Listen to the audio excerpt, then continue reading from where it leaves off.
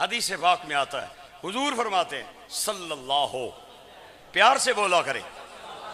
پیار سے بولا کریں صلی اللہ علیہ وسلم۔ حضور فرماتے ہیں جب بندہ نیکی کا ارادہ کرتا ہے تو اللہ فرشتے کو کہتا ہے لکھ دے،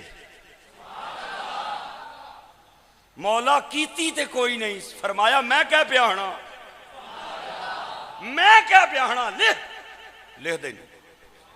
بندہ جب نیکی کا ارادہ کرتا ہے، نیکی کی نہیں ہے، گیا نہیں ہے،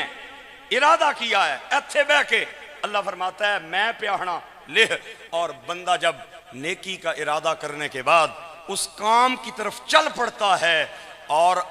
وہ جا کے کام کر لیتا ہے، اللہ فرماتا ہے ہن 2 نہیں 10 پوریاں لکھی۔ نیکی کا ارادہ کیا، ارادہ کرنے کے بعد وہ کام کر نہ پایا، کوئی حادثہ ہو گیا، کوئی بیماری ہو گئی، کوئی مجبوری ہو گئی، وہ کام نہ کیا، فرشتہ عرض کرتا ہے مولا ارادہ تے کیتا سی، کیتی کوئی نہیں، جیڑی لہی سی مٹا دیاں، فرمایا نہ رہن دے۔ حدیث پاک سنا رہا ہوں، حضور فرماتے ہیں اللہ فرشتوں کو کہتا ہے کی نہیں ہے نیکی، ارادہ کیا تھا نا، اب رہنے دے، لکھی رہے۔ وہی آدمی جب گناہ کا ارادہ کرتا ہے، اور توانو کیا پتا ہے میں تو تسی کیڑے نبی نے امتی ہیں یار، کیا پتا ہے یار آسا کی، پتا تاں لگ سی جدو قبر بھی جاسا،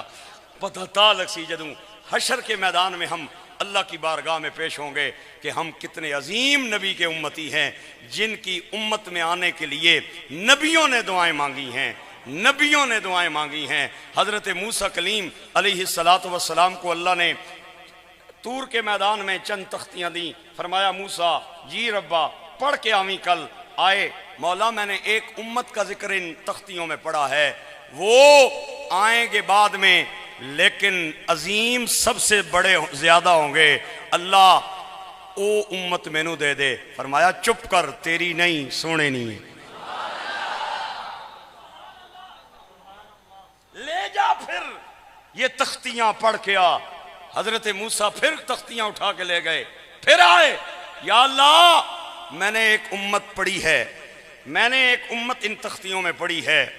جو ایک نیکی کریں گے لیکن ایک نیکی کے بدلے میں انہیں 10 نیکیاں ملیں گی، وہ امت مجھے دے۔ فرمایا پھر اتھے ہی ہاتھ پایا ہی، تیری نہیں